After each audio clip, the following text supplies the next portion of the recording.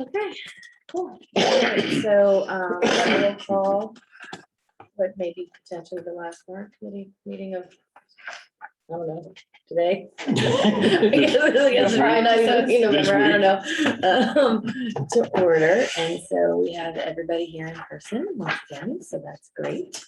All right, so I think if people get a chance to look at Newton's minutes from last week, we could do that quick first, or. I did. Steve certainly did. I shared the document with everyone.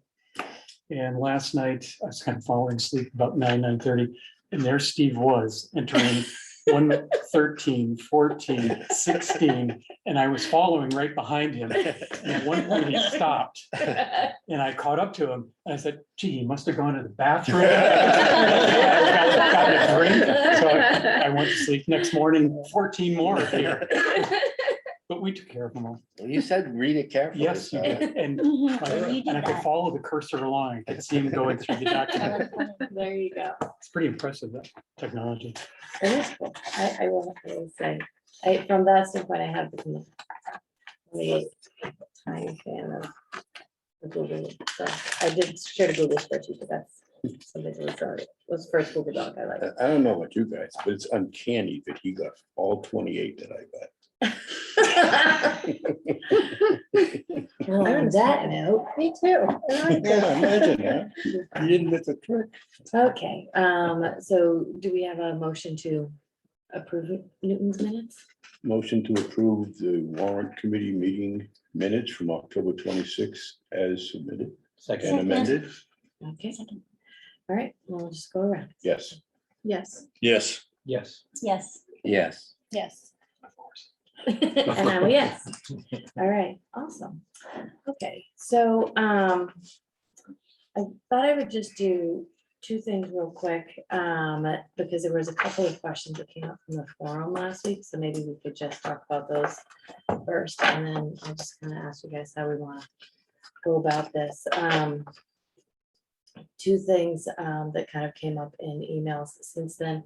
The first one was last week where there had been a question asked about when the bond might be taken and when people's tax bills might start to hit. So that had come up, whatever it was, a few meetings ago when with the financial team had come with us, where Georgia had talked about the fact that they could pull the bond as early as January.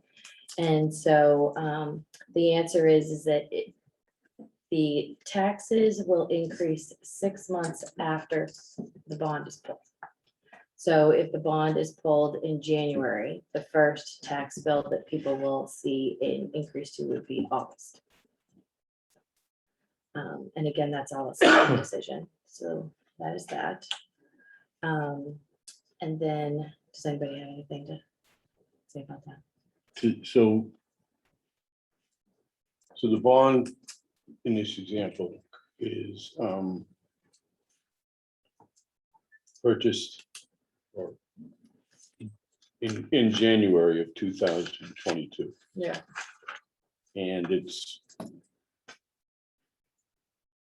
effective to the tax levy 6 months after. Because that's when the first Right. payment is due. So So, FY 23, Right. maybe in the FY 23, tax levy. okay, the fiscal year 23 tax. Yeah. Right. So but the payment would be in the quarter at Semi-annual, the end of the first quarter? well, there's semi-annual payments. Yep. So the first one would be July. If it's issued in January, the first one would be in July. July Ju- 22. Which July. is July, which is Q1 22, Correct. 23. Right. Yeah. Yeah. And when is the first tax bill issued? Is it for August, It must be for August. November? Yeah. February? Yeah, so whatever? August. Yes. August 2022 would be the first time you would see it in your taxes. That's great. Thank you. So then the next question had to do with, Yeah, Yeah, sorry, go just because we did on the point that was raised. yeah, It was discussed, which if people are watching this and they want to get clarity, I think it would be helpful to see the comments that were made by the selectmen, Mhm. like Mark Gucci, because he did explain that. And I think, the question, people should understand that the treasurer makes the recommendation. The selectmen make the decision. Mhm. The treasurer at a prior meeting with us indicated that there are a number of options that are available, including partial drawdown of the bond. At that meeting, she expressed input given to her by bond counsel to take the bond when in full at the time where the rates could be locked in at a lower rate. So when we talk about the impact to the stock, to the citizen taxpayer, the decision is recommendation from the bond council to the treasurer's recommendation to the selectmen vote, with the criteria being the lowest cost Mhm. based Mhm. upon facts available Sure. at the time. At the time, right, right. Because typically, as she said, they do a bond anticipation notice, the ban. Right. And you take out maybe the first increment, 4 million. But then if you floated the rest of the bond 4 or 5 months later, the rates could be that much higher. And that's why Right. the advisors said, the council said, do it now, while Yeah. the rates The are low, whole and take the thing. whole thing, Yeah, as do it all. opposed to Right. in pieces and rolling the ban into the big one. Right, yeah, because she had talked, like, a lot of times they would do like a cash flow as they need it for them, but they Right. might not do that this time. Right. Just because of the rates. And as far as the term of the borrowing, a 20 or 30-year term, that's Selectmen choice. selectman choice.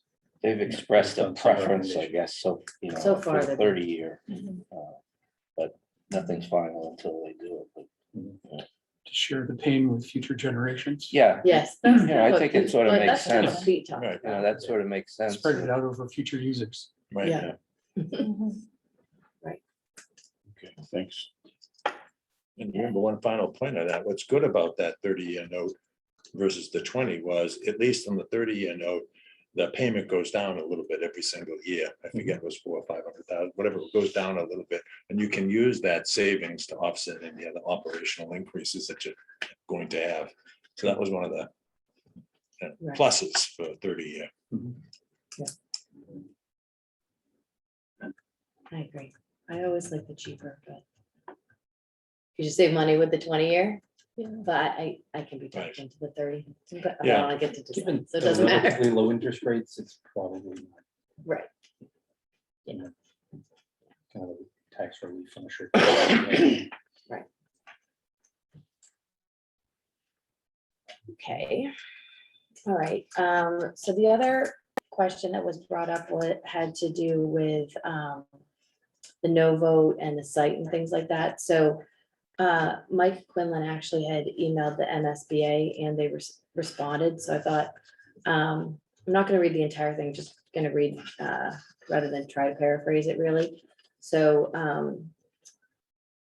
Mike had written to the MSBA and it says, last week a proposition arose at the community forum last Thursday in which a citizen of Medfield suggested that the town could vote no on Sunday and revise the project to locate a new school at the current Dale Street campus approximately 2 miles away, while also remaining in the current MSBA process without filing a new statement of interest. It's been the understanding of the school building committee that should the vote fail on Sunday or at the ballot, a proposal to move the school to a different location would be considered a substantive change and therefore require the town to start the MSBA process from the beginning with a new statement of interest. Therefore, such a proposition would not be covered under the failed vote policy promulgated by the MSBA entitling the town to access a possible 120-day extension. Would you please clarify for us that we may properly inform our citizens ahead of this vote? So I'll say all of that was my understanding too, because I did talk about that in my little update. I did, because Tim Bonifati has been saying all along that change in location was not going to be allowed. So they did respond today. The MSBA responded at 11:49 this morning, so I will just read their response. So it says, in response to your inquiry, I'm pleased to report that MSBA Board of Directors has voted to approve the Dale Street Elementary School project in the town of Medfield to replace the existing Dale Street School Elementary School with a new facility, and then it is in all bold and italics, on the Wheelock Elementary School site, emphasis added. The board approved an estimated maximum of the $19 million. And then it says, in regard to your question below that reads in part that the town should vote no on Sunday and revise, basically, can they change the location? They offer this specific answer. If the town meeting and or debt exclusion vote were to fail, the district would be required to submit a letter to the MSBA within 10 days in accordance with the MSBA's failed vote policy. If the district determines that a different project other than what was approved by the board, such as relocating the proposed school to a site different from the one proposed by the district, is the preferred location, the district will have to submit a new statement of interest and await a second invitation to the MSBA board to enter the eligibility period phase of the MSBA's process. So if the MSBA Board of Directors were to issue such a second invitation, the MSBA would require the district to, one, start the process anew with new selection processes for an OPM and designer, as well as a new feasibility study, and to perform a new feasibility study and schematic design for the Dale Street Elementary School without final participation from the MSBA for those phases of work. And then it ends with the MSBA looks forward to continued collaboration. So it's like, great. But that is what everybody's been kind of saying, has been saying all along, is that the process would have to start over. We would have to wait for another invitation. We would have to do another feasibility study, and we will not get help from the MSBA on that feasibility study. I think it's very, very important that that message is delivered right up front at the meeting, whether by Scott or by somebody, Mike, Marcucci, somebody, that a no vote does not mean it's we're gonna build this school at Dale, that we start all over. Because as I said 3 meetings in a row now, there are still people who think it's, if I vote no, it'll go to Dale. And they've got to understand that right up front. I agree. And the cost of the Feasibility study. Yeah, feasibility. we appropriated 1 million for that, too. We'd have to do that again. We'd have to do a new feasibility study. Right, All like the it, like teams. maybe it wouldn't be a whole million, but maybe it would be, because there was things that they wanted to do that they didn't have enough money to do in the first million. Like, I think they Okay, said it'd be zero about stuff, right? 500 to 700,000. yeah, because they could reuse Yeah. some of the stuff, just not over here. Okay, so I don't really have a specific plan for what we were gonna talk about. I just thought that maybe we could talk as a group about what people thought were kind of like maybe the biggest things you've learned in what we've been doing for the last 3 months, and kind of what has factored into, your decision the most. And we can kind of just go from there, because I don't know if we just want to go topic by topic, but does anybody want to start? I'll start with one comment, but I'd like to hear people, but I would say, actually, I'm gonna make 2 comments. One is, Only two? Am I gonna count? reflecting back on the meeting that we had at the Warrant Committee and inviting to be heard. My understanding was we were gonna listen to comments and not respond. So I heard some comments that were made that I felt I should respond to, but didn't. And specifically the comments that were made on the superintendent. I've dealt with the superintendent for 3 years now. And probably on balance have disagreed more on budget than agreed. But in every case, I have seen nothing but his actions are in the best interest of the schools and the students. And that was something that I felt I would have responded to had the process been different. And from a personal perspective, I just wanted to put that comment.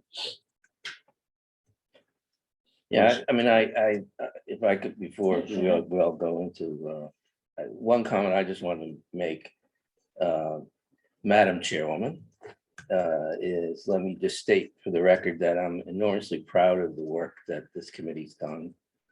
And over the past few months, and your leadership and guidance and diligence on how we conducted our proceedings is, and the resulting work product is to be commended. So you're a tremendous asset to this committee and to this town, and thank you for everything you do. So, Second. Agreed. That was actually my second comment. Because my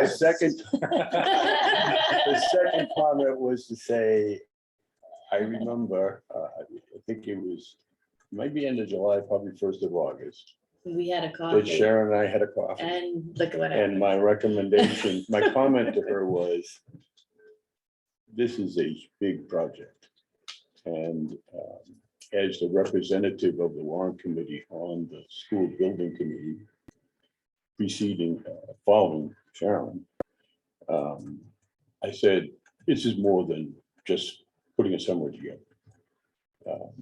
And I suggested at the time that I said, you know, we have 2 new members who were not biased or like, and that, you know, if it made sense and it was able to be done, that a subcommittee to start this process. 2 things I wasn't aware of. One, how enormous a project it was going to be. I don't think either of us realized that. And over a the organization and productivity that you have brought to this is incredible. And it wouldn't be where it is had it not been, because I had no idea that's what we were talking about. But I would also add, and you know, with Joe and Steve's addition to the team, it's been great. But specifically, the analysis that you provided, Steve, on some very challenging areas, the water, the cost, the enrollment, just across the board has been a huge addition to it. So I thank you for that. And I don't mean to call you out specifically because everybody's been involved, but Yeah. in those particular, what you've added in those particular areas to me were very valuable. So to both of you. And you can thank me for starting this. Well,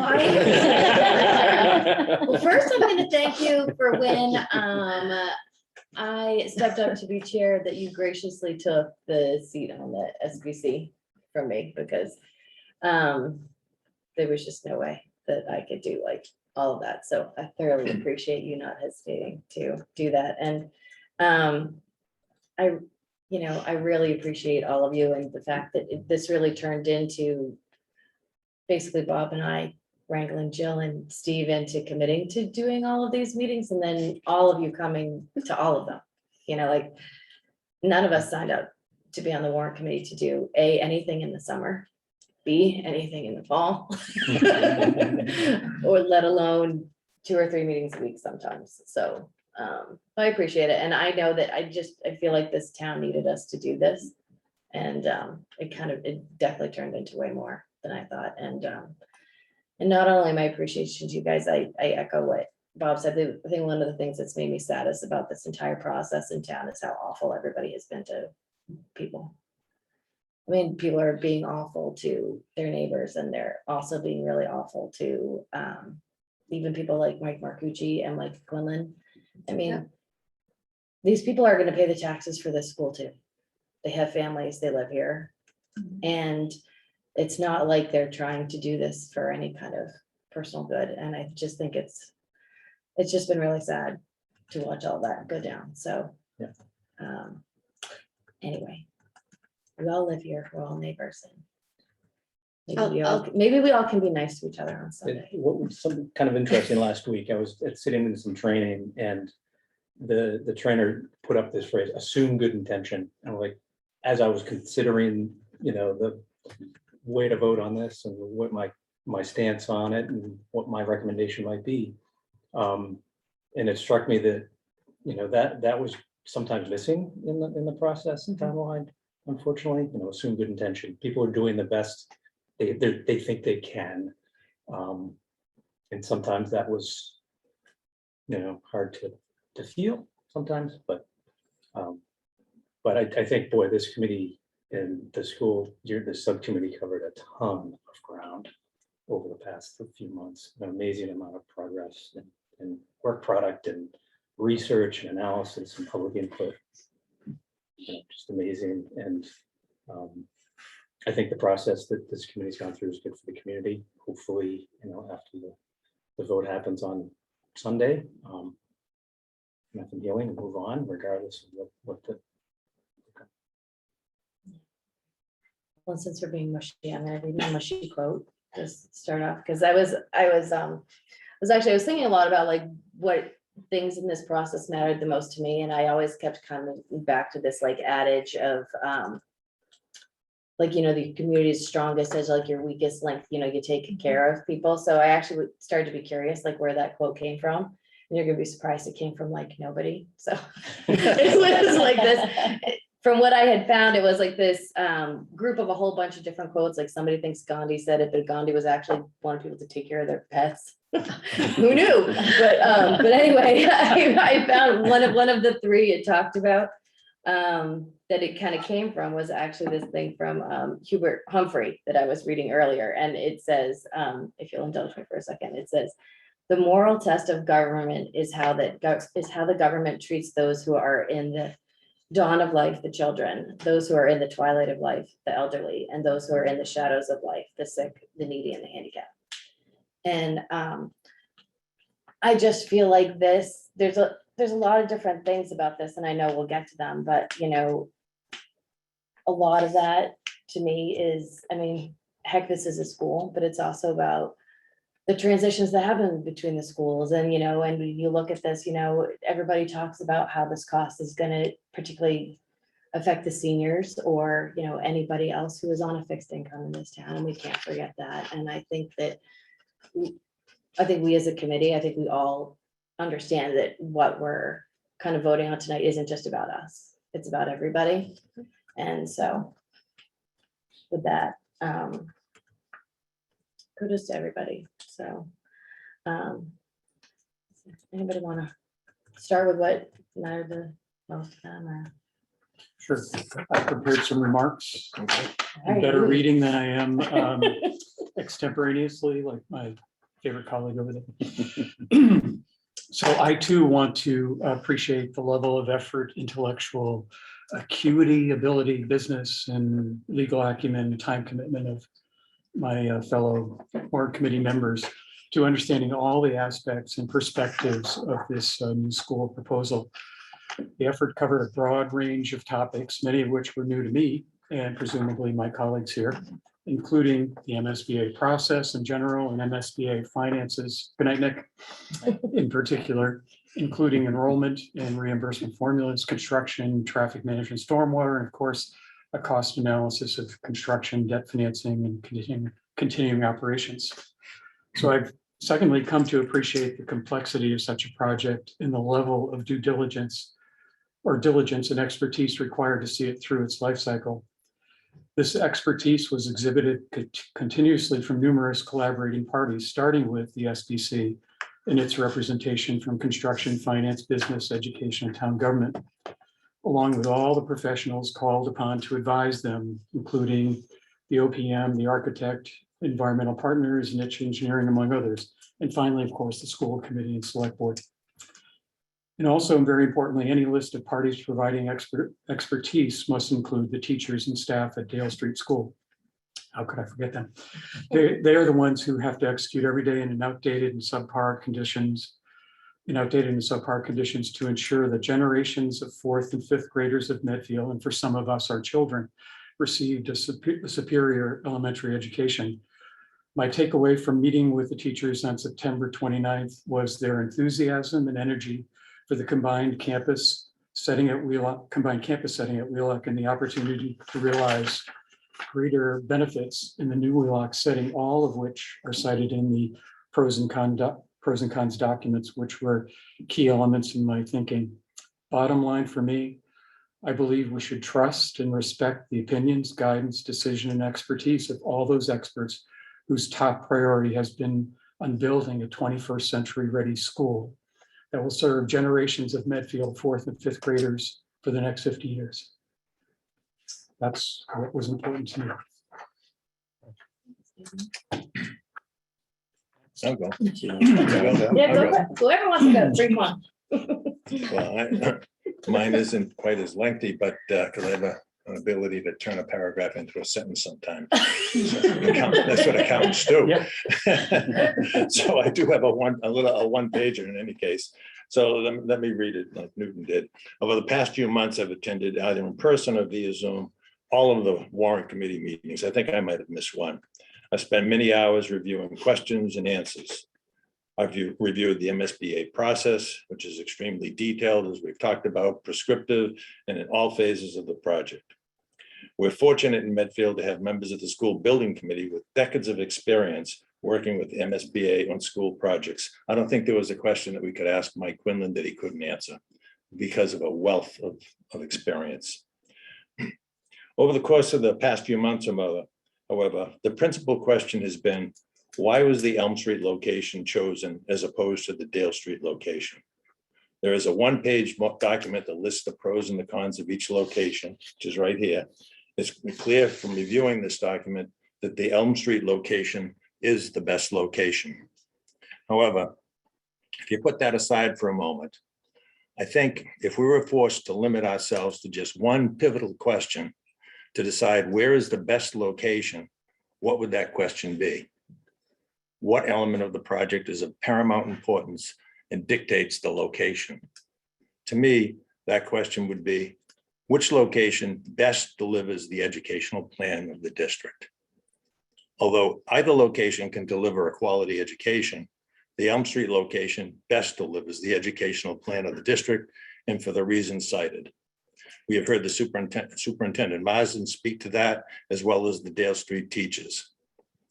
I worked 10 years in the Mansfield school system, and all decisions are made with the underlying principle of what is in the best interest of the students. And in this case, the Elm Street location is in the best interest of the students. Having arrived at my decision on the Elm Street location, the only way I would alter my thinking was if there were showstoppers. Something so fundamentally wrong that I would change my mind. One of the benefits of having people against this location is that they raised many questions that we had to answer, potential issues related to construction, alternatives, construction costs, traffic, water, enrollment projections, use of town land, etc. This forced us to delve into the details and not overlook potential problems. As the Warrant Committee researched these items and obtained answers, I didn't see any showstoppers. The information questions were answered. The potential issues were either not issues or could be mitigated. Despite the facts being presented, we continue to see misleading statements being given to the public, and it's very disheartening. We finally have a long-awaited opportunity to take advantage of the MSBA financial contribution. We have historically low interest rates and can avoid future cost increases by doing this project now. Let's get going.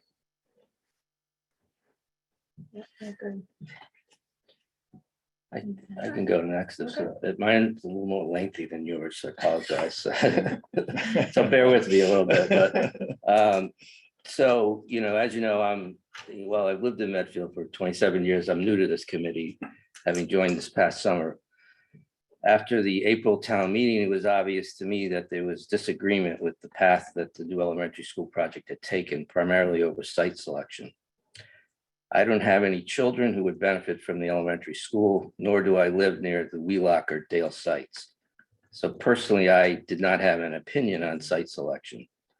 To be honest, my primary and most important concern coming onto the committee was the significant cost of this proposed new elementary school and the tax impact on residents. In fact, full disclosure, I did participate in the SBC survey of town residents and was one of the respondents who answered that I don't have enough information on site selection or grade configuration to respond because my primary concern was cost. Reading the comments that were in that survey now, I realized I was not alone. After a very lengthy multi-year process by the SBC and $1 million for a feasibility schematic study, and given the importance of this vote, I do think as a committee, we have indeed dedicated the right amount of time and effort to obtaining input, fact gathering, due diligence, and the ability to deliberate and do our duty as required by bylaws. I cannot tell you how valuable, Madam Chairwoman, I found this last week to just have no meetings, take a step back, gather my thoughts, filter out the noise, and go back over the facts and critically think about what has been accomplished, why it was done, and evaluate the decisions reached and recommendations. I think with prudent decisions or recommendations like this, I believe the best we can do is use our own experience and reasoned judgment, applying the facts known to the existing or expected circumstances. There's always going to be known uncertainties with any decision, so we try to put them in context, and we trust that they will be dealt with appropriately in the future with more information and study. So like many of you, I've spent hundreds of hours over the past few months reading, studying, analyzing, questioning the many aspects of this complicated and multifaceted project. We've observed and listened to proponents and opponents of this article passionately advocate for their positions and challenge each other's views and opinions. I do believe honest, respectful, and open debate is good to making wise decisions. We also engage in conversations with other groups to understand and gather facts. And I'm grateful to all the town employees, the residents, the committees who took time to meet with us and answer questions. Now, I asked a lot of questions of the SBC and site selection and design choices. I would just like to take a second to personally thank Mike Quinlan for the hours that he spent answering my questions, and I'm sure others, and putting up with my endless questions. He does deserve a badge of honor. Despite the many demands on his time, he always found time to answer a question.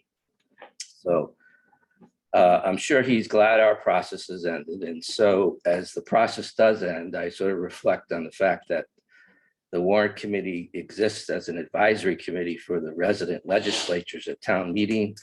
And today we're being asked to give them our best considered judgment on the article. So the same resident legislators in 5 days will need to make a yes or no decision on the article. I sort of looked at I focused on 4 areas, and it's interesting to hear some of the other discussions here, but mine were sort of I first looked at non-financial matters that I learned more about during this process and considered that influenced my thinking.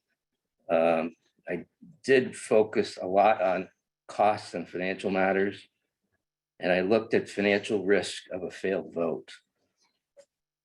So on the non-financial matters, again, I learned a lot and quickly gained an appreciation for the many important matters of the project, besides just considering the elementary school building costs. The first of these was that I learned to appreciate that an elementary school is a permanent building expected to benefit the town for a long time into the future, 50 to 70 years, an exceptionally long time to plan for. Costs and short-term impacts, tax impacts alone should not be a determinant factor when looking at an asset like this. The second matter that I came to appreciate was the intricacies of how the MSBA process works. It's not always logical, and its implications to both the process taken by the SBC and the implications to the ultimate decision before us today. And the third was I gained an appreciation for the non-financial considerations associated with site selection, educational advantages, water matters, traffic, site circulation and parking, town values and character. So even though financial considerations were top of my mind, I first wanted to consider what circumstances besides those financial considerations would warrant a negative recommendation for dismissal of the article. I asked several questions in this regard. The first one was, does the proposed development at Wheelock present a public safety issue with our groundwater resources? We learned from experts that the existing school and the new school are not within the well protection district, but that the new field and the corners of parking lots did fall within the well protection district. Experts told us that what is proposed for stormwater management at the Wheelock site is a significant improvement over what exists today. The site has little to no water quality systems today. We heard from those experts on stormwater management that the complexity of what's being proposed at that Wheelock site, while not simple or easy to execute, is also not extremely complicated. The experts pointed out that given the planned use as a school, there was a minimal risk of contamination, but that the location near the well protection district required additional attention and design. So therefore, it was a 5 or 6, which I took to mean normal or average. We also heard from experts that the proposed design of the stormwater plan at the Wheelock site will significantly improve the quality of groundwater and help to better protect our groundwater for wells 3 and 4. And lastly, I would just like to point out that we've historically never taken a zero risk approach to groundwater quality throughout the town with permitted uses and development.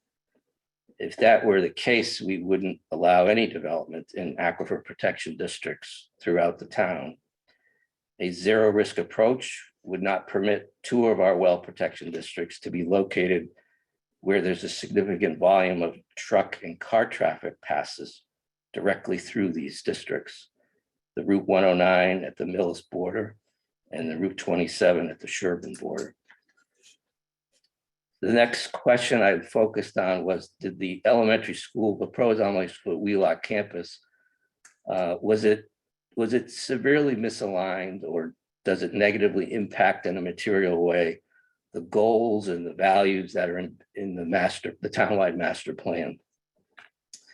And the master plan we haven't voted on that as a town by the residents, but it does include different goals and values that could be used as a reference.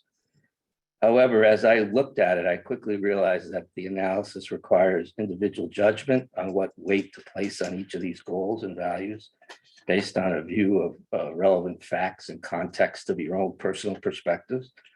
There's no prescribed formula or litmus test in the plan on how to undertake such analysis. I believe reasonable people can arrive at various levels of importance placed on these goals and values. Context matters to me. For example, for me personally, I value open space. I do not particularly think that the amount of open space utilized with the project is significant to the overall amount of open space available in Medfield. So one could still be for many of these goals and values, such as open space or thriving downtown economy, while still supporting the project because of a reasoned judgment and a perspective that there's not a material negative impact. And then the last one was, I looked at the process followed by the SBC. So, can that process on site selection, can it be relied upon, or was it somehow negligent in its duties and responsibilities? Did the process lack transparency or not allow for opportunities for public input? Did we learn anything about the SBC process that should be a cause for dismissal of the article? So in hindsight, with any process, you can always identify areas for improvement or certain things that could have been done differently. Our job is not to look for perfection. And so I'm sure in a non-COVID environment, there could have been more in-person forums and meetings.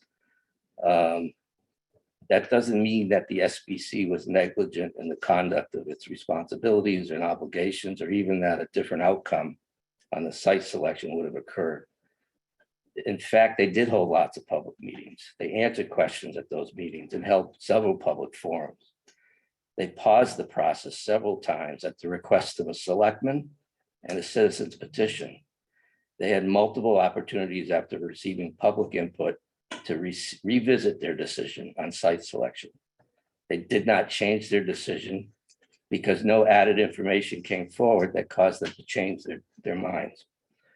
So we're not being asked to vote on site selection, but I find it hard to believe some of the conspiracy theories that are out there about site selection, that it was predetermined or one or two individuals were able to brainwash or influence all 9 members of the SBC. Remember, they're all but one are residents, and their backgrounds speak for themselves. The SBC is comprised of 2 elected school committee members and 1 elected selectman. So I think to suggest that, 7 or 8 of them were improperly influenced or brainwashed by a couple of others, or that they couldn't think for themselves, is, in my opinion, an insult to their intelligence. All 3 selectmen, after reviewing the pros and cons, approved the site selection recommended by the SBC. And the last time I checked, none of them are wallflowers. They all have strong personalities and their own thoughts. They're not shy about questioning proposals or expressing their views. My own due diligence of the facts around the Dale site clearly show that Arrow Street and the SBC struggled with tight space when designing for the parking spaces and the open space, the site circulation for buses and cars, playgrounds, the fire rescue access road. I personally don't believe these issues will go away with a different architect or a team. Most will continue to be challenges with the Dale Street site. I heard members of the SBC use terms like too tight or need to squeeze. The educational benefits and advantages of the Wheelock site have been well articulated. I've heard no such educational benefits or advantages of a Dale Street site put forward. So I do think that the SBC and the select board made the right decision on site selection. On the secondary considerations for the future of the Dale building, it's unknown, right, as of this vote. So we're not voting on the future use of the Dale building, but it's a legitimate secondary consideration to inquire about currently. It will require a separate committee to study over the next couple of years, with the assumption that the school department will control the timing of when a final decision can be made. Potentially, there's several options or uses for the Dale building. It could be demolished, senior housing, use by Park and Rec, or even a combination of those. The final decision will need to be put to a vote at the town meeting. However, we don't have certainty around, we do have certainty around a minimum cost or liability of not resolving the future use of Dale. The building can always be demoed and abated for 1.9 million. And I think it's appropriate to use that cost today and evaluate it in the article. On October 14th, we presented available costs and public plans associated with one of the most discussed options for Park and Rec. And that idea put forward by the SBC indicated that the Park and Rec and other organizations could move into Dale on day 1 without any additional dollars being spent on the Dale building. The maintenance costs and repairs have been identified, and major renovation costs would be studied and voted on in the future. The town has voted and appropriated funds to study the feasibility of a new Park and Rec building. I guess in my opinion, I don't think that we should be spending funds on that building unless Park and Rec agrees to adopt the Dale building as its permanent home. So that, then lastly, on the financial consideration side, I apologize, this is long, but this was the most important question to me. So just dealing with costs and financial consideration, my focus was on minimizing the tax burden of a new elementary school. I started out as a skeptic that an elementary school could cost this much. The decisions impacting costs needed to stand on their own, in my opinion. I did look, as you all know, at external data points just for comparison purposes. The elementary school costs of other schools and the choices in the design that were made. The data points on the MSBA website for comparable elementary schools and the construction costs were helpful. We are not an outlier on cost per square foot or cost per student for recently approved projects and those in a schematic design phase. The MSBA data points on construction costs show that they don't decrease over time. In fact, they typically go up or stay flat. They do not go down. The average has been 4 to 6% over the past decade, with large increases of 8 to 10% in the last year or two. I looked at the design decisions that were made on the square footage and how they compared to the guidelines of the MSBA. The square footage of the building is very closely aligned to the MSBA guidelines, except for the gymnasium. Gymnasium is about 3,000 square feet in excess. And that's about 2.3 million. Just about every other design square foot in the building is very closely aligned with the guidelines. The square foot per student is one of the lowest among recently designed schools. Cost per design student is in line with recent elementary schools approved in the past 2 years. It's not the highest, but it's not the cheapest. The net zero, we talked about that at our last meeting. There is a cost in the budget for 1.6 million, but it's been justified through an analysis of savings and benefits over time to justify it. I also looked to see if did they make hard decisions on cost.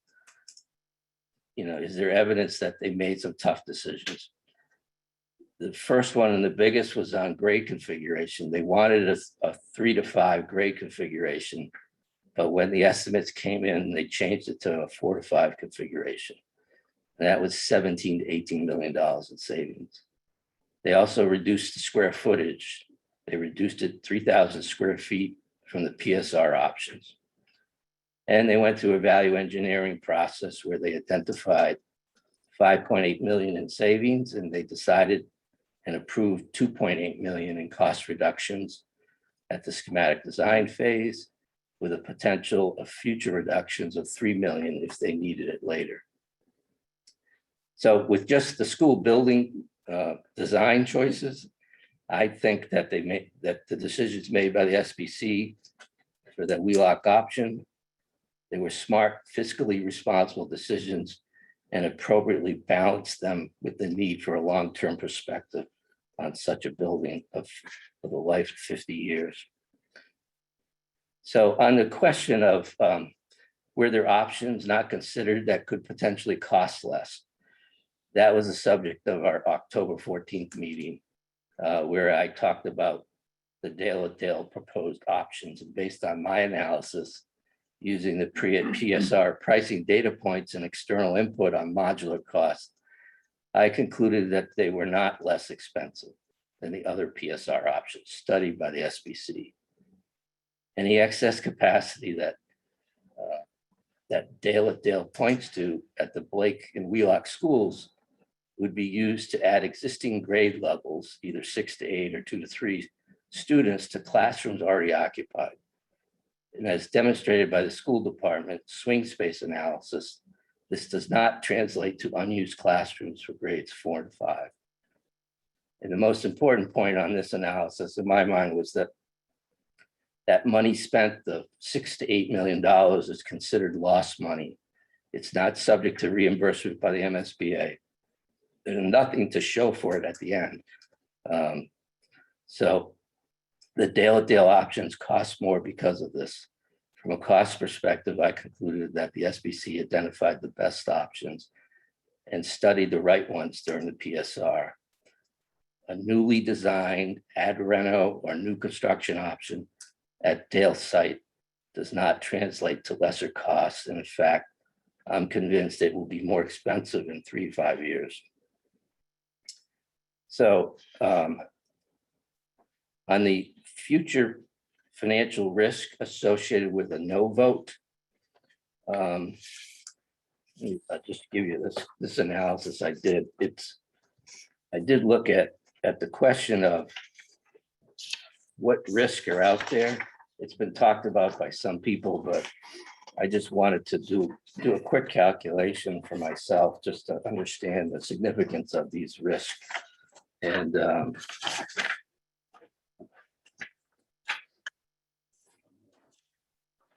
so what I did was, what I did is I just looked at the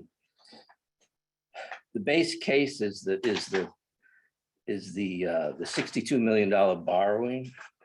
Actually, on the back of this is the actual calculations that support the graph, but basically there's a $62 million planned WheeLock bond, right? Mhm. And I looked at two questions.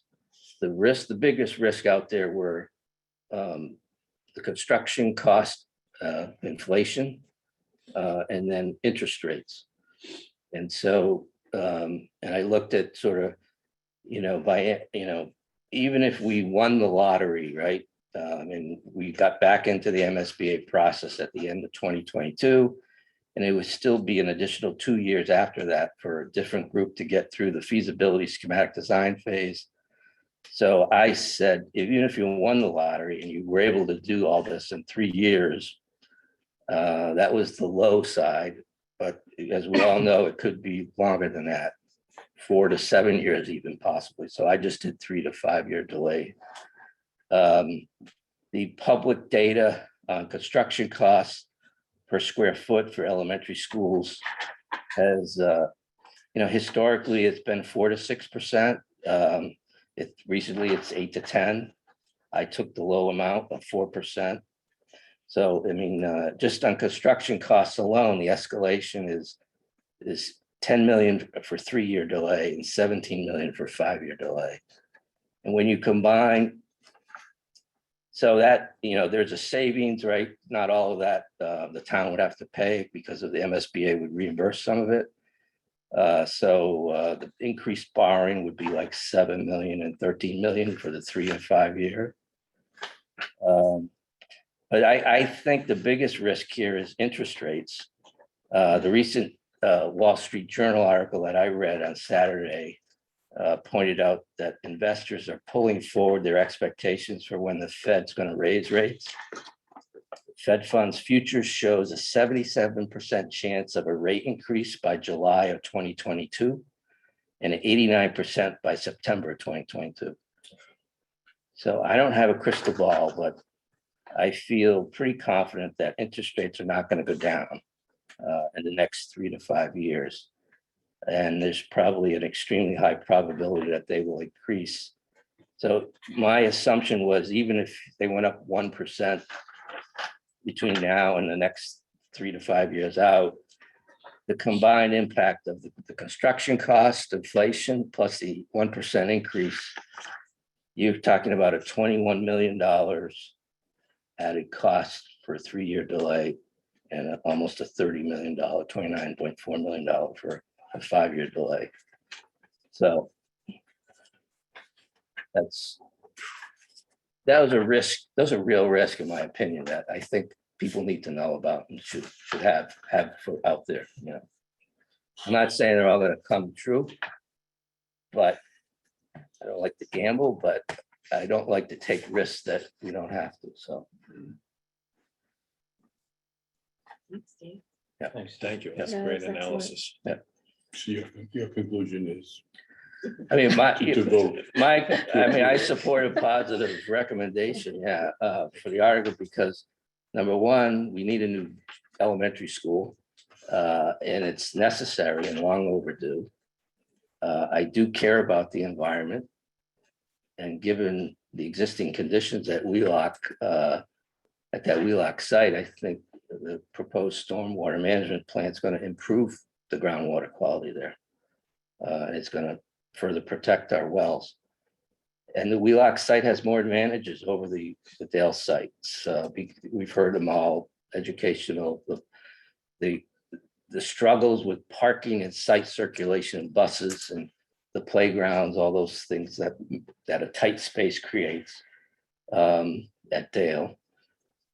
And then, the most important to me was the financial side of it. And I've taken you through that. So, yeah, it's great. Can I just add a note to what you mentioned? Very minor. Yeah. But I did some back of the envelope calculations on open space. Yeah. And certainly a very hot topic around the site selection, but I did speak with Mike, and he confirmed from the public, Mike Quinlan, the public forum, that the school building project will use approximately 4 acres out of the total site of 44.5 acres. Wheelock's already there, so roughly 10%. But I wanted to put that in context of what open space, what Medfield has in terms of total open space. And there was just an update of the open space plan, and the town planner was able to provide me some conservation committee information that shows we have 3,306 acres of open space in the town of Medfield.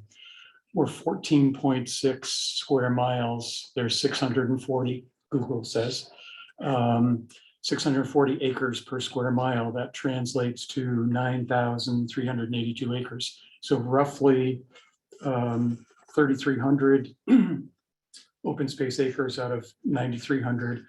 That's more than a third of Medfield is open space, and includes many locations that we know, like Noon Hill, McCarthy Park, the rhododendron reservation, et cetera, et cetera. Anyway, those 4 acres out of that 3,300 is 0.12%.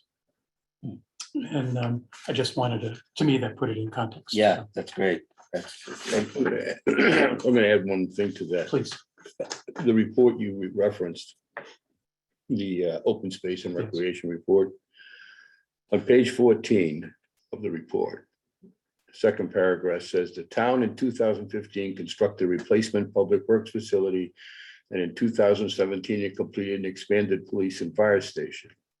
The only major infrastructure project expected within the next several years is a retrofit of the Dale Street Elementary School or the construction of a replacement school building. Neither outcome would affect open spaces, but a new building might be located upon existing playing fields. The category of open space, the 33% you referenced, is different from the category that's referred to as open playing fields. So the fact. So it's not included, It's playing not- field or it's not not included in in- the protected open fields. It is open space categorized as existing playing field. That's in the report. So I just, Thank you. No, I just wanted to corroborate with Yes. that comment that, you know, there's been, it was a question to last town meeting, how much of our open space is affected? According to the report, none. Right, because the playing fields aren't considered open space Correct. according to that report. Right, it's not Interesting. protected open space Yeah. that it constitutes 33% of our open space. So 33% is not affected. And it's just it's a displacement of playing field, Yeah. which has been addressed. Does anybody want to go after Steve?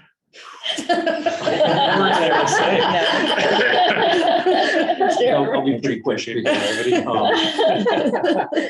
think- I think, Steve, you did an excellent summary of a lot of my thoughts.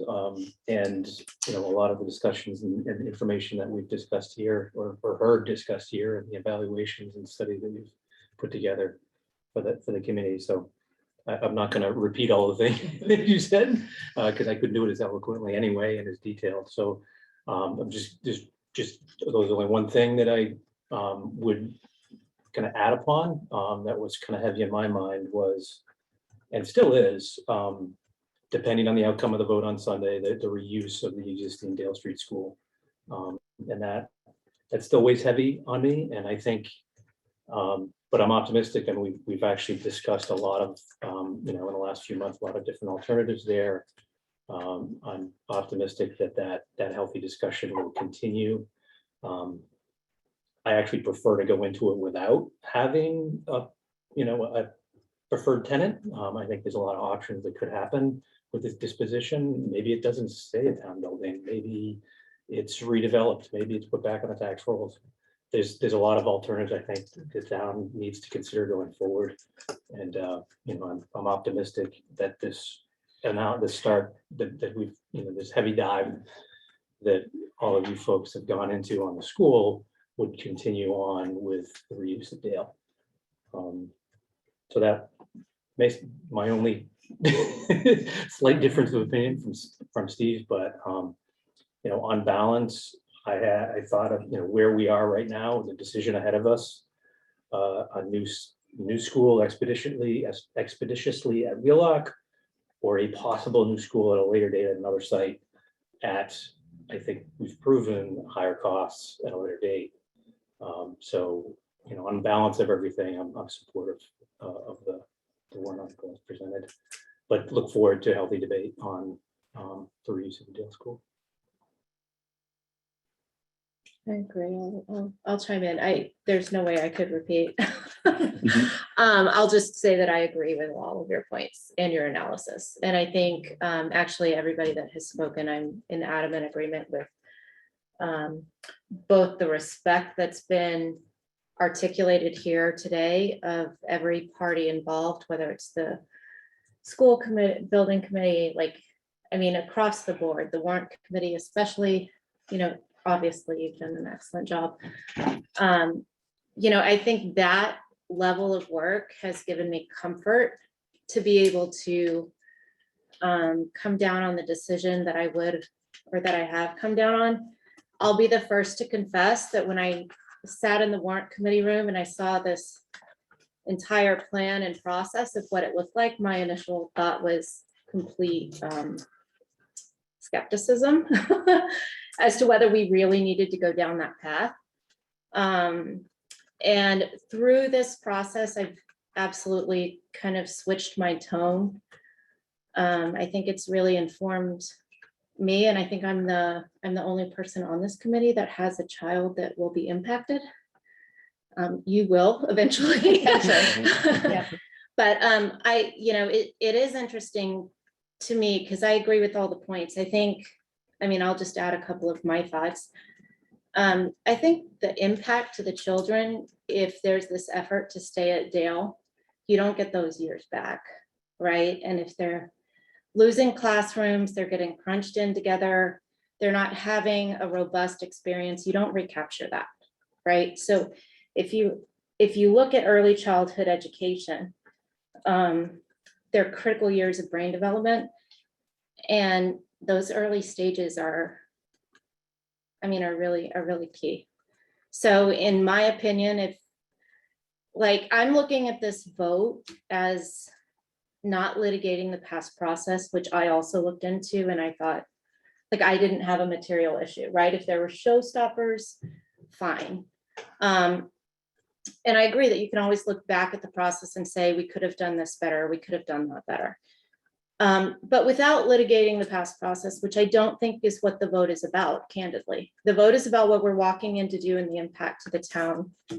And, I've looked at all the experts that have come to the table. I respect what they bring to the table. I also am a little disheartened at the questioning and the kind of looking for some kind of nefarious intent. I have not seen that in any part of the process.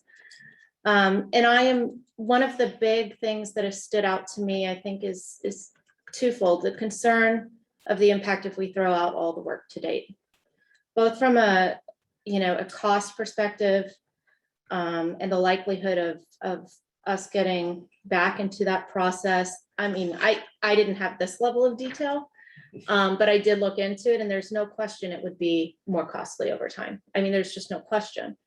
And maybe more costly and not ending up with as good of an outcome, right? I think anytime you make these big decisions, there is risk associated, and you're not going to be able to drill down every single answer possible, right? If one of the things we say, at least in my company, is, or from a legal perspective, you can have the best, most perfect contract and no business, right? If we're going to try to do everything to the T perfect textbook, we're going to find ourselves in a much worse position. And so I think that, I look at all of this on par and the cost comparisons. I did have a child, I remember looking at Wheelock and kind of saying, oh my goodness, is there enough capacity? When you take on this and we've kind of litigated space down to a T. My personal opinion is, if you take on this project, you really want to make sure that you've got enough cushion. So for me personally, and I'm not saying I dismiss any fluff, I personally hate fluff. But I also think that you've got to be smart about all of the things that are going on around you within the town and the estimates of the population growth by those that have a lot of history and knowledge in that space. And I support it. And I think the last note I'll comment on is that I actually view, like, similar to what you were saying, Jeremy, not kind of scripting everything that has to happen to Dale. I think some ambiguity is healthy, because what I see is really the foundation being laid for the opportunity for the town to realize synergies. And since I've joined the Warrant Committee, we've really focused on thinking ahead and future. And if you don't lay the foundation to kind of find those synergies, we just keep, advocating in silos and running up the bill. And I can see a lot of ways, and I know they're not solidified, but I can see a lot of ways that those synergies benefit the kids, the taxpayers, and just the town experience. And from a personal perspective, when I look at Parks and Rec and I think, okay, if we're going to build out downtown, and I look at some of the work that Kevin has done to ensure like a robust program, and I can't, obviously Parks and Rec isn't definitely there, but I can actually see that downtown being vibrant, not just during school months, right? I can see an opportunity for that to be a very vibrant area with departments and activities that the town across the board uses. And so, that's a little softer note, but I did hear a lot of comments about the vitality of downtown and the utilization of the downtown space. I actually view that going up as we have the opportunity to offer more than just a school and not space. So that's kind of my 2 cents. So I guess I support it. I'll go next. Okay. So clearly there's no disagreement that we need a new school. Right. So Elm Street and Dale. And I don't think that there's one perfect option. I think that each site has its benefits and each site has impacts. And so the way that I did the analysis was just weighing the pros and cons of the benefits versus the impacts. So then, what happens when we construct new at Dale? What happens?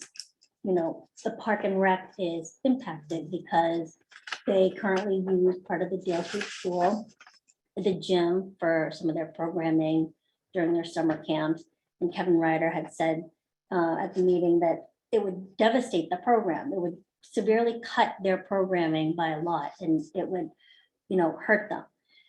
And whereas if, at the Wheelock site, and I know it needs to be discussed, but the Park and Rec could go into the Dale Street School day one, expand their programming. Everyone knows that the Park and Rec is a great resource that we have in town for the kids. If they moved into the Dale Street School, they would look to expand their programming, incorporate some of the older kids, incorporate like adult programs. And really, they're a great revenue generating enterprise right now, and it could be so much more. And Kevin has done such a great job. And, I don't want to put him on the spot, but I think he did say that, it would be like a short 5, 8, 10-year solution, because the PAF Center is deteriorating. It needs a new building. And so this could be a short-term solution. I know that this all still needs to be discussed, but at least that's a good option. And if he can grow their programming, then, that increased revenue, and then that could also go towards the building a new Park and Rec building, potentially. And the other issue with building new at Dale is, the density of the site circulation, parking issues. And then also the kids, we'd have to get 24 modulars. Who knows where they're gonna go, maybe at Wheelock, maybe at Blake, and at the cost of $5 to $8 million. That is just gonna be used for those 3 years, not to mention that it's gonna be a longer process because the Dale Street will need to be abated and demolished, which would be a 9-month process on top of the 2-year construction. So there you're looking at a minimum of 30 months. So those are, that's how I did the analysis for Dale Street. At Wheelock, you look at stormwater management. That is a capital expenditure that is in the budget that needs to be done at some point in time. This is going to be rolled into the new project. It's going to be done. So I take that as a positive, because right now the site, as Steve mentioned, has no stormwater management. And so everything is going to be brought up to current regulations. And, and I think that that's just going to be better it's just going to improve the site. So that's a big positive.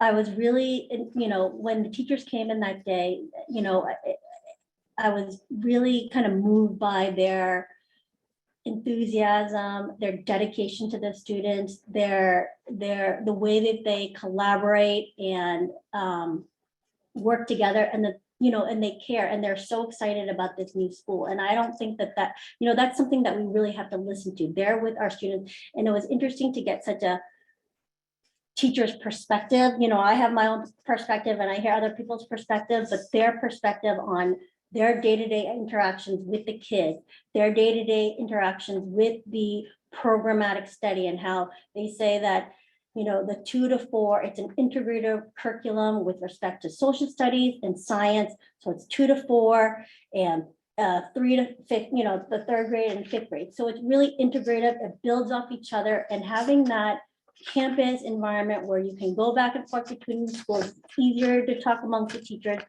is really beneficial. It's really important for the kids, and it would be a benefit for the kids as well. Not to mention, the stress and anxiety that comes with trying to move, every 2 years from the school. So that, that really moved me a lot.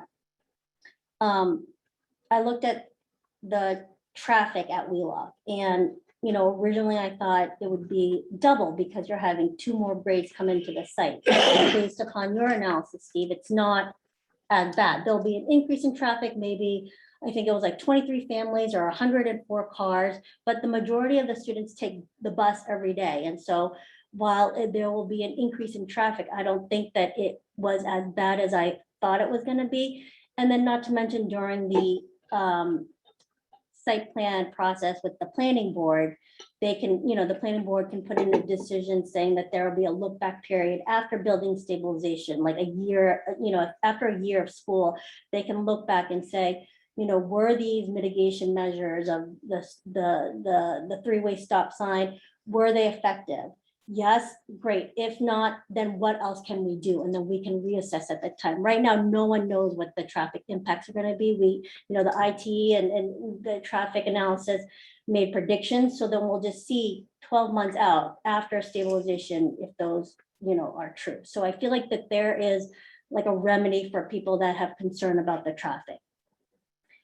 And I think that, good planning, good development has to be done not with the lens of today in mind. It has to be prospective. So like in the future. So we're building this school for 20, 30, 40, 50 years out.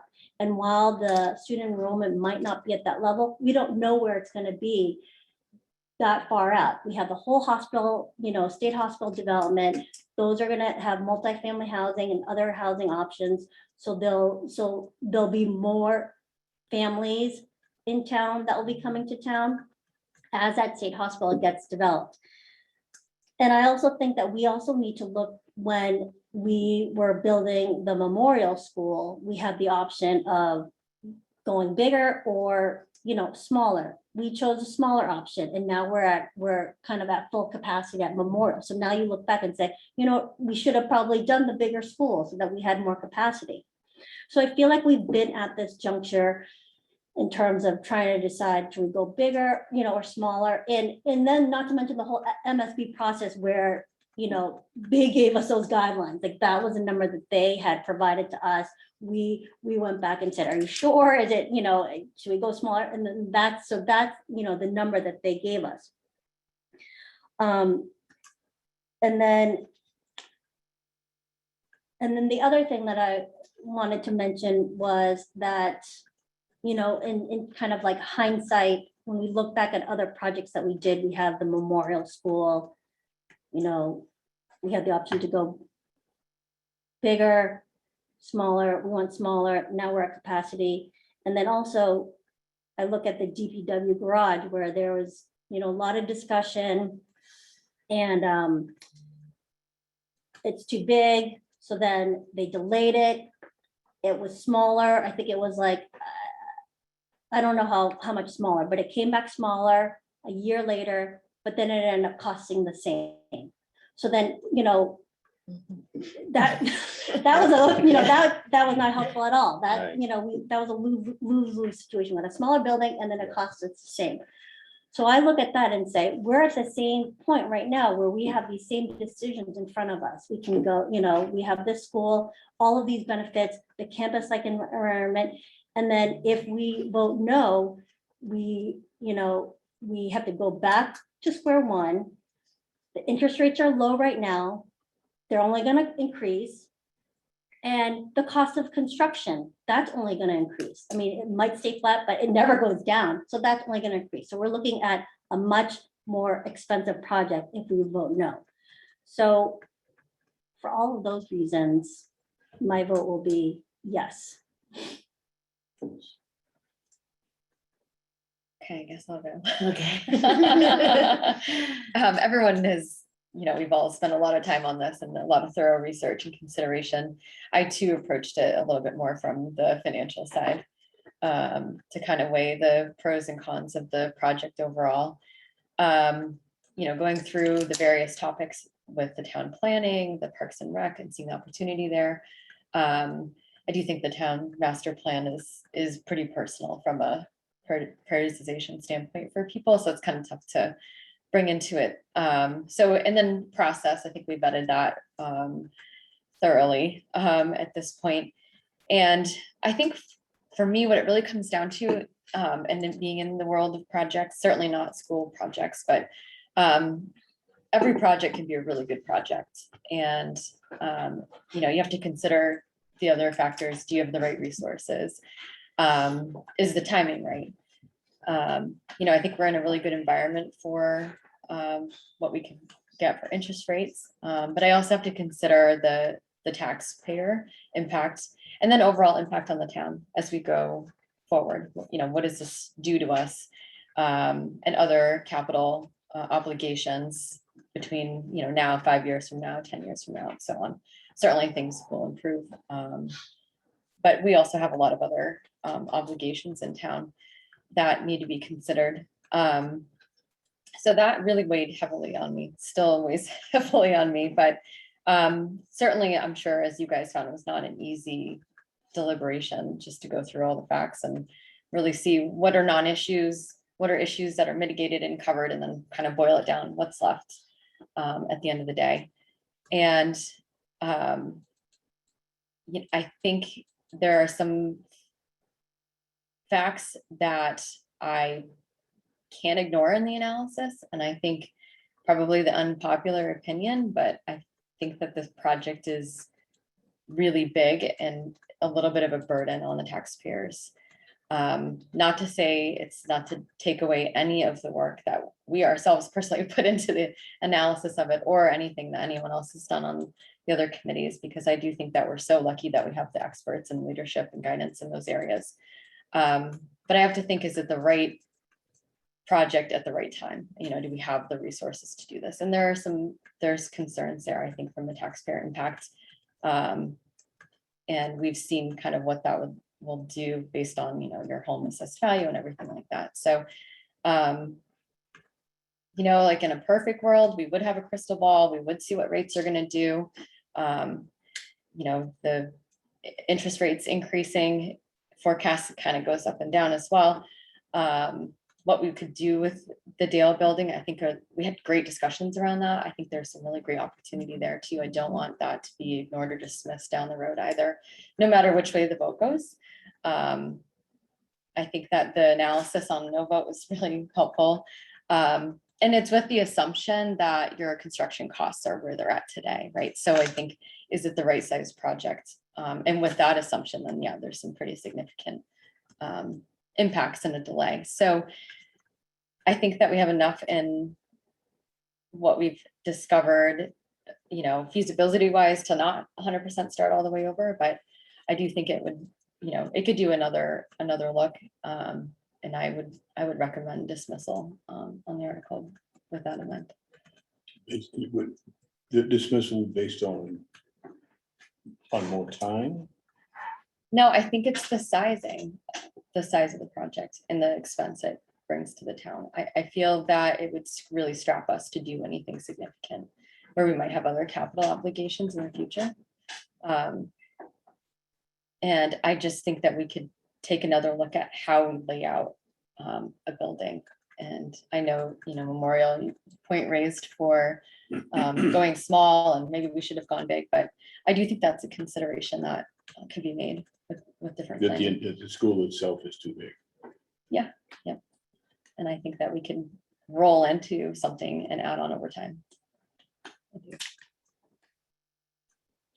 In the, I mean, I'm just trying to understand this. Yeah. It's fine. It's, so in terms of the analysis that we've done and the presentation that's been done, where are the areas that you think we would be able to recommend reductions?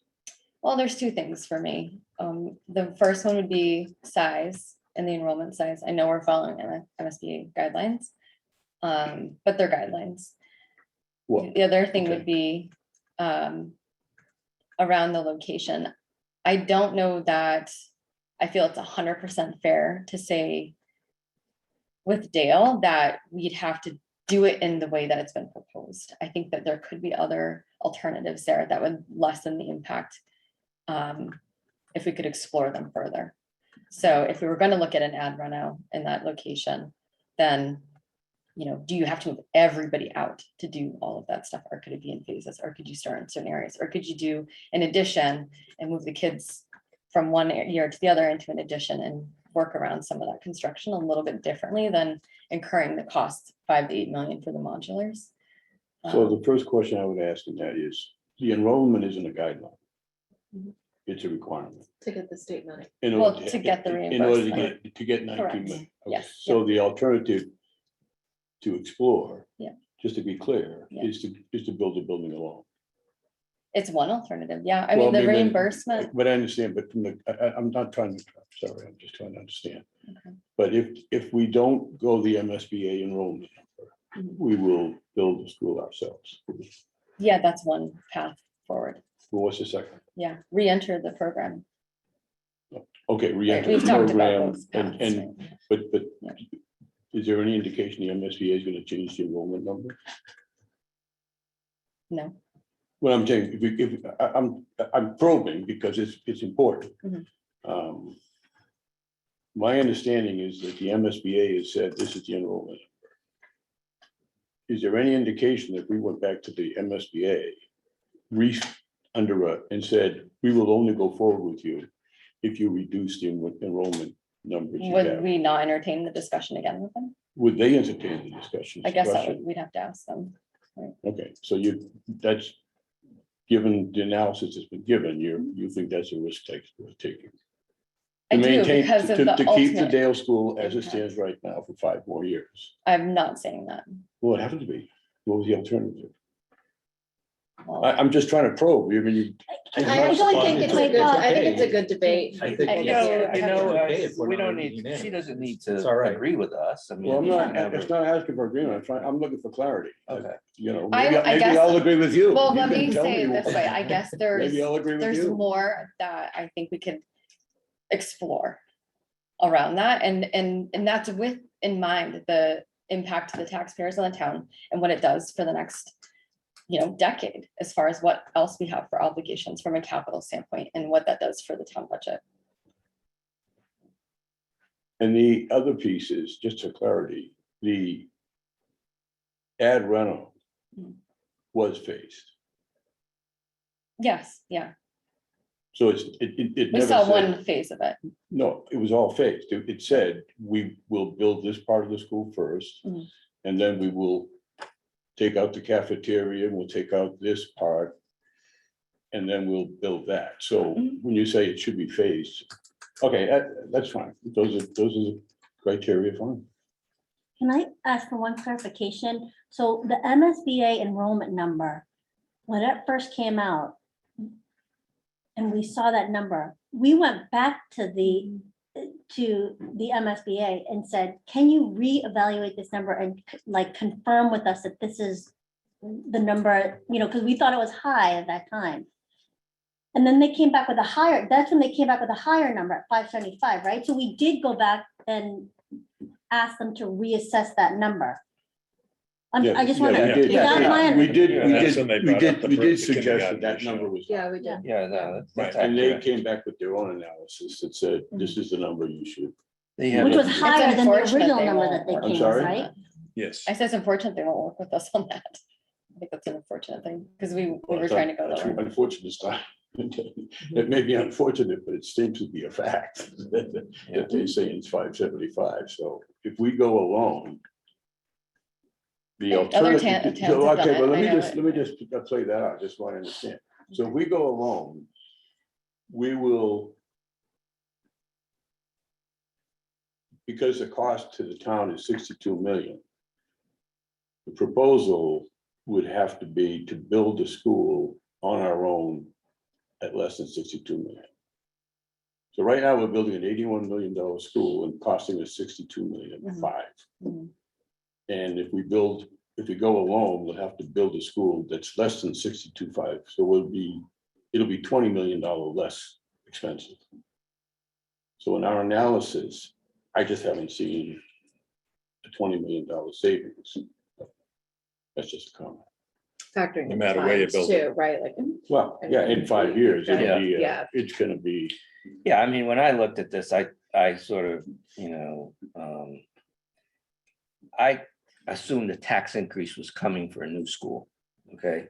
well, that You're gonna- stood you're out gonna- to me. Everybody got up and said, we all agree there that we need a new That you're, school, so right? there's gonna be a Both tax sides. increase for a new school, Yeah, right? I mean, and so, somewhere. Mhm. we've already avoided it for too long, in my opinion. This should have been done years ago. So it's just a question of when, right? And that, so when I looked at it, that's why I focused on this, the impact of this delay and weighed sort of the Right. the financial impact of that, so. Because I'm convinced that we will pay more taxes in 3 to 5 years than if we did this now. That's my personal opinion, but That was my yeah. conclusion Can't as well. disagree with you. Because Can not you only get the a school, but smaller then you've building? got Parks and Rec, you've got, I mean, you Right. Yeah. just keep. okay, so I haven't So read mine yet. 5, 7, Okay, All right, go ahead, I Bob. interrupted the conversation, sorry, but I You're didn't. done. Yeah. Ah, Okay. Yeah, well, you get what you want to do. Thank you. Yeah, so most of that which was presented, I agree with. Couple of points. One is, as a member of the Warrant Committee, we're responsible for take a balanced approach, short-term and long view, on the requirements of the town. And every day in our budget process, we make decisions that put long-term ahead of short-term. We built the stabilization, the reserve, the capital budgeting at the expense of current needs. So I agree with that. We're getting a much better view, and it was considered in the analysis of what our long-term needs are. And there's no doubt that the impact of the tax impact of this school will impact future decisions, what we can and can't do. The amount is substantial because it's the largest dollar amount we've ever had to invest. The average taxpayer that's at 700,000, and you can do the math after that. I was looking at it. This is an investment that we balance against the operating expenses, in the way I look at it. Not to distinguish that it's gonna absolutely impact, in the first year, I think it's gonna impact our, the tax rate about almost 7% in year one. For a $700,000 home, that's a daily cost of almost $2.40 for the first 2 years. $2.40 a day, that's real money. In years after that, it's $2 a day as the school debt reduces. So when you consider investments in the future, we all look at confederations of investments in the past. And that some of that's coming out the books. And over the life of the bond, it would be $1.88 a day. So expensive money, but as we review and analyze costs in the Warrant Committee, this will have a bearing on how much we spend for police and fire and water and all those services, no question about it. But it's not a problem that's going to go away. And so my first thought is this school needs to be replaced and needs to be replaced now. And for all the reasons that were done before. You know, the master plan's been referenced a number of times by everyone. One of the stated objectives of the town master plan is to support excellence in education by maintaining state-of-the-art schools. That costs money. In the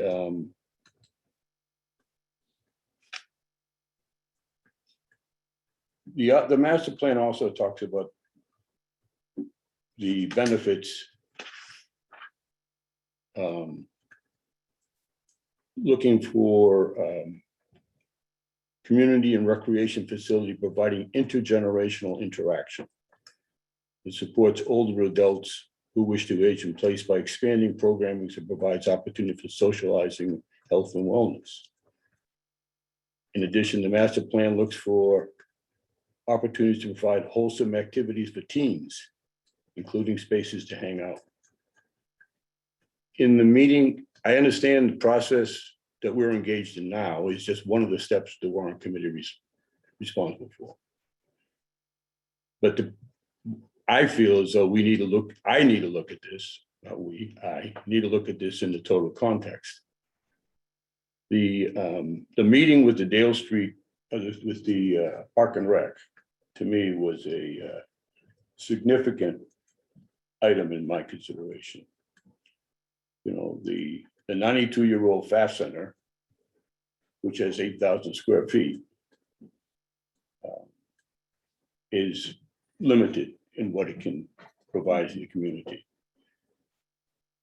The Dale School site offers an alternative over the next 3 to 5 years that would be at a cost of about 2.5 million in expansion of 24,000 square feet. That would provide the opportunity for a community balanced intergenerational facility.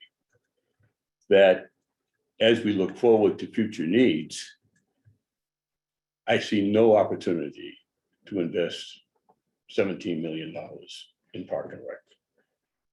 So I take your view entirely that we need to look down the road at other opportunities and other requirements.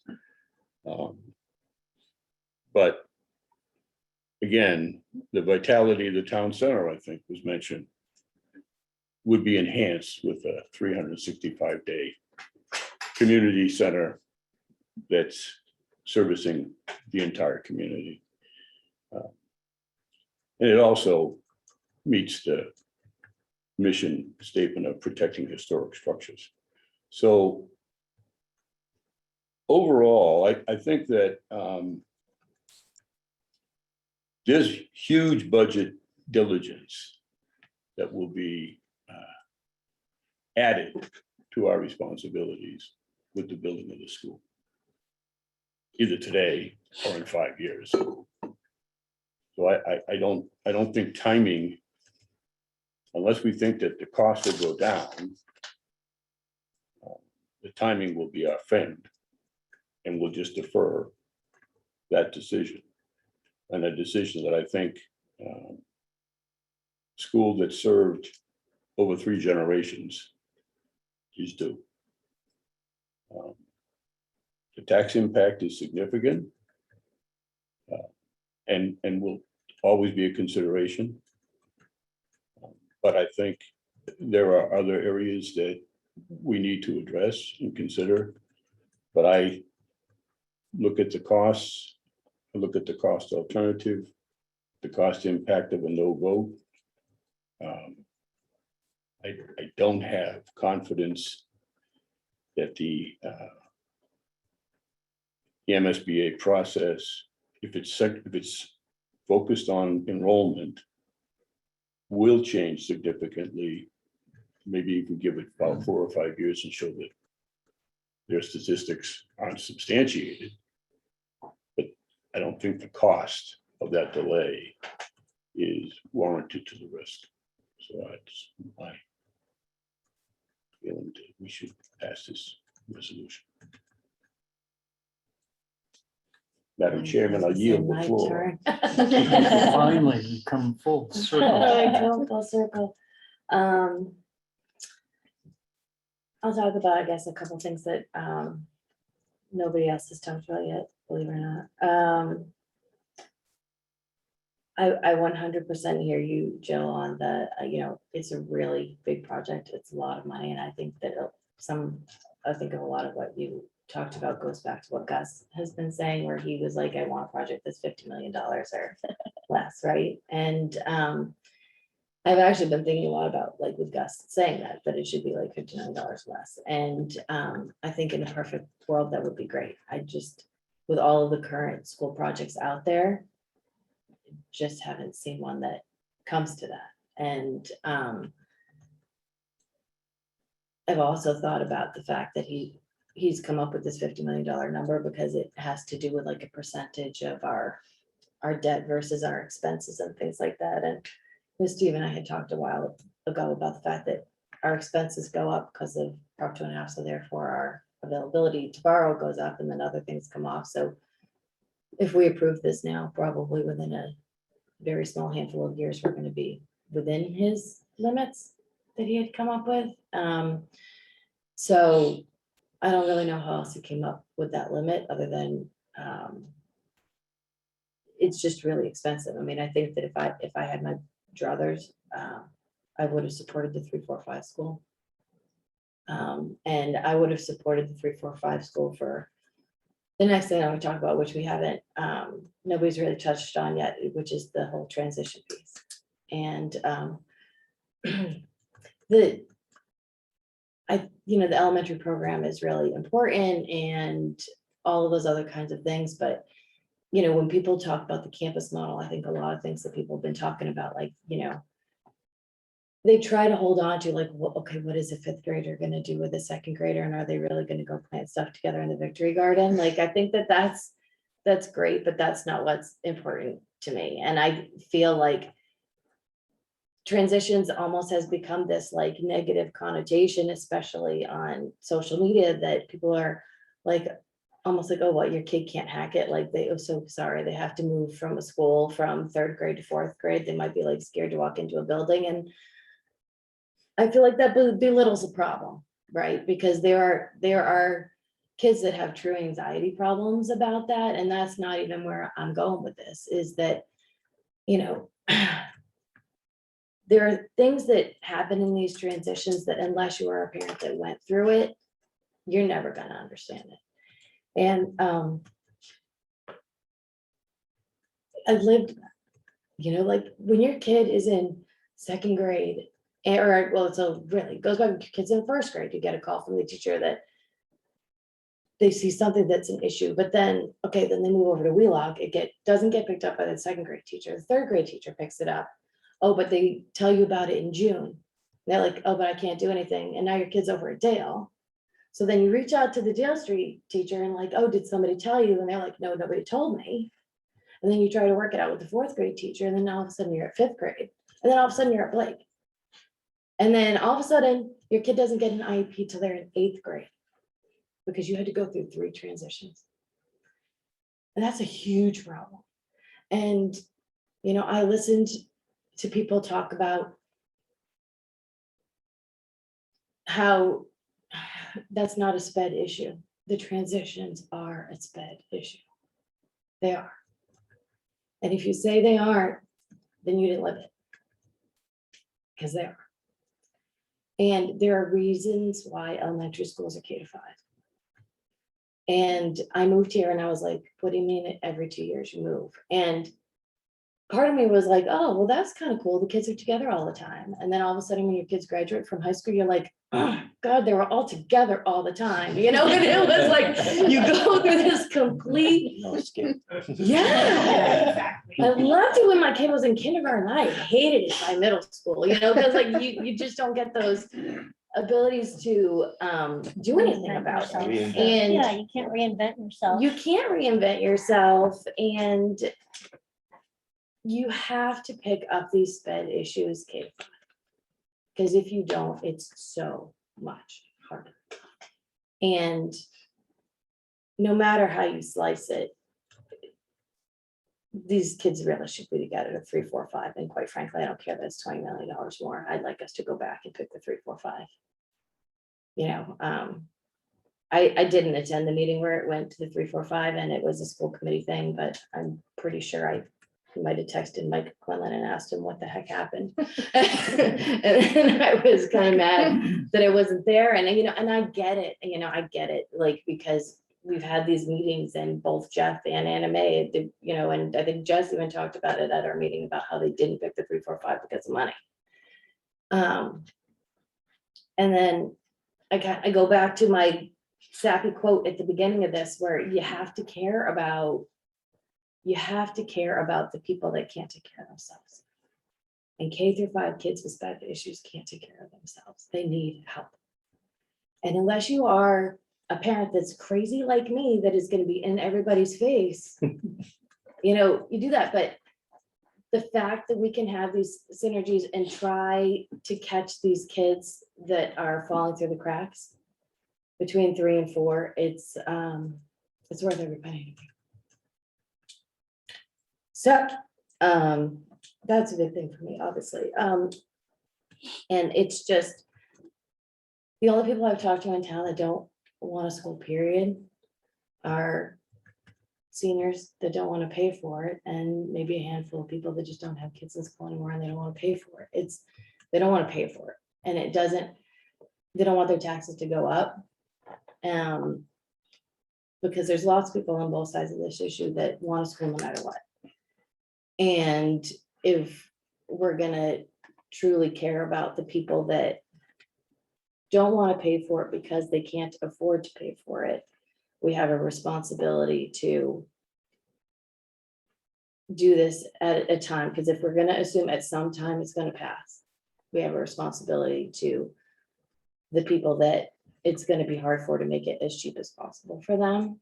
And I just don't think that putting this on pause and then trying to just Band-Aid Dale, it's not the right thing for the town, it's not the right thing for the kids. And it may be cheaper, but I think that doing the school down at Elm Street has so many more benefits for the future children of this town to not have to go through.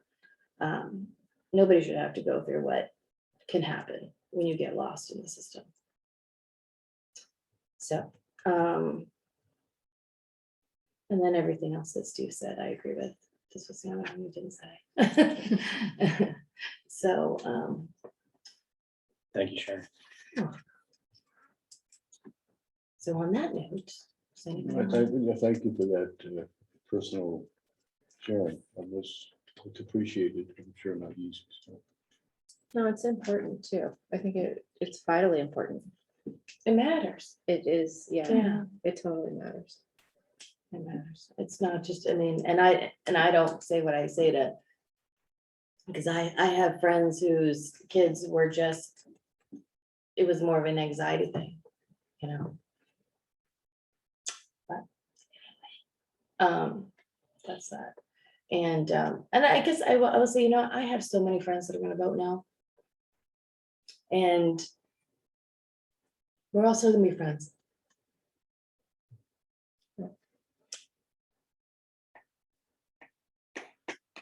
So, I will, like, when you opened and like, I've listened to a lot of the commentary, and I'll just say it's interesting to me here to hear all the reference of the town values around real estate and, you know, open space and things like that. And the thing that just keeps pinging me in the head is the value of respect and kindness, you know, yeah, to each other. Cause I'm like, well, what happened to that value? yeah, You know, which should be included in the values of the town to maintain, whether you agree or disagree, right?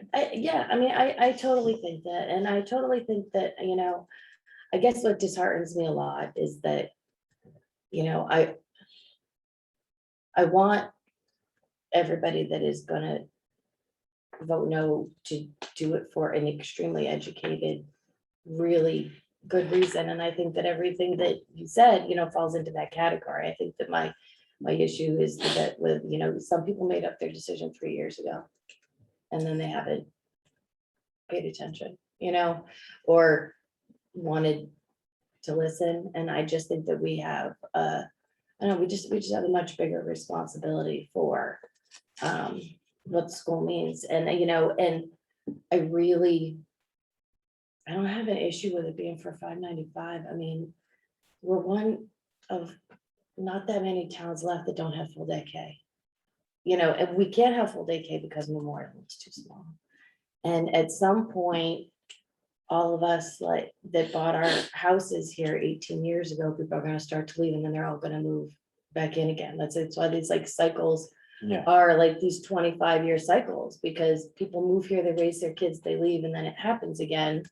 And it's not always about the state hospital getting built, and it's not always about all of these other apartment buildings getting built. It's about people retiring to Florida, you know, and selling their houses, and people with young kids moving in, which is why you have these big ebb and flows. And, you know, when people say, oh, we have 600 less kids in enrollment right now, K to 12, we have 600 less kids.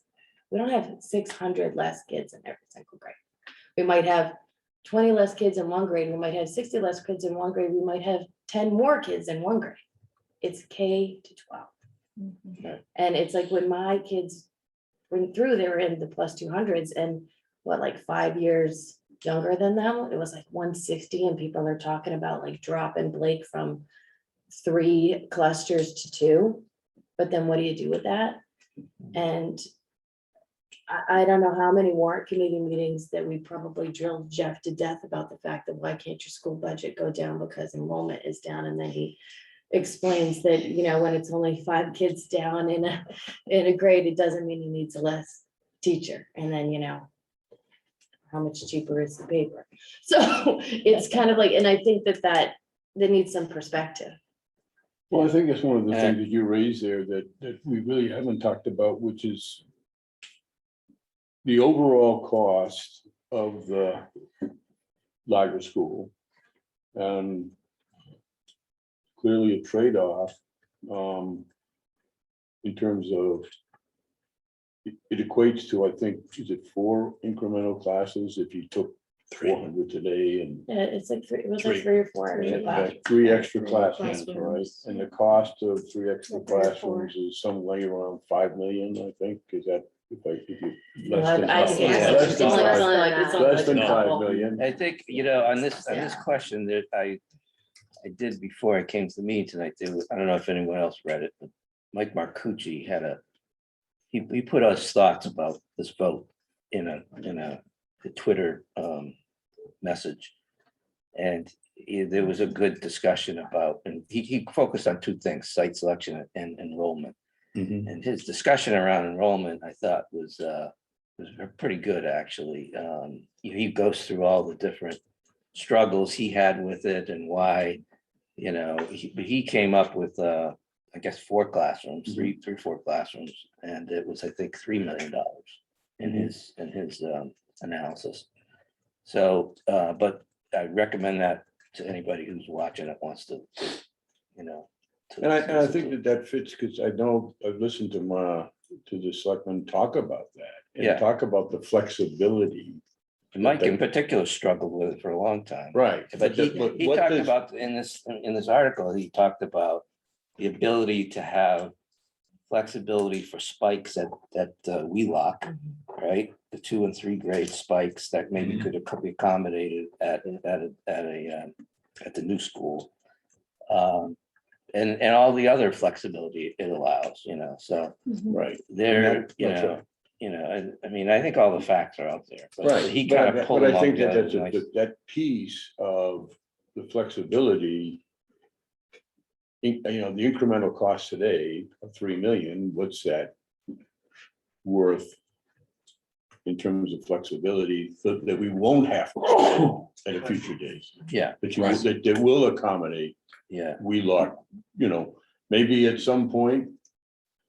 The Wheelock 2-3 becomes a 3-4-5 in the new school. yeah. You know, you don't know what those Flexibility, changes yeah. are, Yeah, but right. but there's a built-in, yeah, so the question is, well, I don't want to spend $3 million for a future investment. Yeah. And just, I don't think all our decisions have to be unanimous, and certainly No, no, perfectly fine that she doesn't, she can. Well, exactly, but I mean, this is So a it's- discussion, and the right, point right, is, right, is right. that when we got into this, to your point of your friends and all, I had no illusions that I was gonna change anybody's mind. Right, No. My only objective has always been provide information in a factual manner, make it available. I can tell you what I say, but I can't tell you what you heard. I can lead a horse to water, but I can't make them drink Yeah, it. there you go. But the point is, I'm not trying to change anybody's mind. I'm just trying to understand the process we're going through and understand what the facts are. And everybody's gonna interpret their facts from their own angle. which I've been having lots of coffees with people that are like, I honestly like. Because clearly I've been on social media too much, and I turned over a new leaf about a week ago that unless I get tagged, I don't comment, which has actually been a little bit freeing. Then they tagged me, and then I was like, maybe I shouldn't have that policy either, but no, I mean, I actually have reached out to some people that are on the no side and have asked me for a coffee, like just to talk about, like, I want to understand. Yeah. And I think that for some, I mean, everybody has a different big thing, Right. some people's big thing is about traffic, they live right there and they don't want the traffic, and there's other people that are like, it's too big, or they just want it at Dale, and then there's the comments of, well, maybe we don't need a new school because it's not the school, I forget what the comments are, but they're like, that the teachers teach, not the school or whatever, it's not about the building, the kids will be okay, whatever. And I get that, and then I just kind of go back, like, we have an opportunity here to make life better for the kids that are not here yet. That, and candidly, I think the town, right? And I will have to say, the thought has occurred to me more than once. That, again, I started out being skeptical, and we've gone through an, extensive process, and we've spent hours discussing and digging into facts. My hope is that the general public reaps the benefit of all that research and all that discussion by plugging in or watching the recording or going to the site. Because I personally think you've run an excellent project process to put all that data out there, and everybody has really dug in an impressive way. My hope is that people are reaping the benefit, regardless of how they read what's important to them, right? They all have their own thing. But taking that information and educating. Schools are expensive. Yeah, and and that was one of the comments that, the cost is the cost, and that's what it costs to build a school. I don't think I've seen any evidence from the work that's been done that anybody in the school building committee says, well, cost school are expensive, let's move on. I mean, the reduction in cost, reduction in size, the economic state valuation review, reducing it by 2.8 million, the comparison to other towns. I just don't see how we'll just have to build a different school. Yeah, I mean, you know what would have been a lot cheaper? To have been accepted several years ago. Yeah, right. Exactly. Yeah, back in 2012. Back in Yeah. 2012, we could have been under 50, Yeah, and that's sad, but true. Yeah. That's right, but that was a decision that was made because of other needs, so somebody decided. Right, the MSBA, somebody else. This did it more building than was we more did. important than the school. Right, that right, right, The at that maintenance time, building back was more then. important than the school, Right. rebuilding the town, Right. the town hall was more important than the school. So Anyway, that's where we are. it is. So what do we do now? Well, does anybody else have anything else, or does someone want to make the motion? Well, we're in a So you make position. a- I'm- I thought- No, I thought we were not ready, talking not about- ready, I got a couple of minutes, I'm gonna. I know what happens at 9 o'clock, so I'm like, I got. Dude. So what is the position of the warrant? 8 to Well, 1? so we have to actually make the gotta make a motion. vote, Holy we gotta actually Chad. vote. Make a, Okay. Someone needs to make a Well, I motion. thought you were making a motion to adjourn, I thought you did that. No. All right, all right. I'm entertaining a motion as to whether, would someone like to make The the official motion motion, to the official vote. motion to, it looks like you just Did you voted, just that you're gonna make get the I- motion. I'll I- mess it up. Well, you're a lawyer. how's You this can done usually? How is this done typically? Is it So I would say, I'll entertain a motion to recommend passage of the article at town meeting. How's that? Okay, Okay, so would someone like to make that motion? I make a motion to pass Article 1 as drafted at the special town meeting. Okay, is there a second? Second, All right, go ahead. Yes. Yes. yeah, I vote K-5 school. That wasn't a choice. Yes. Yes, yes, No, Yes. Yes, okay, passes 8-1. So before you get to make your motion to adjourn, wait, Sharon, so we don't need to do a minority report or anything like that, right? that's up to Jill, Okay, if she would like to do one. You don't have to decide how you can decide. Great. You are not required to do so. We are only required to do so if it is 3. okay, So I will let you decide, because I was in your position at one point and I was the one no, and I wasn't allowed to do one, and I was made to go down on the floor, and it's always made me mad, so I'm gonna let you make your own decision. okay. And so we will have to make one, we'll have to do a report. I'm just gonna say, it kind of sounds like Steve already wrote it.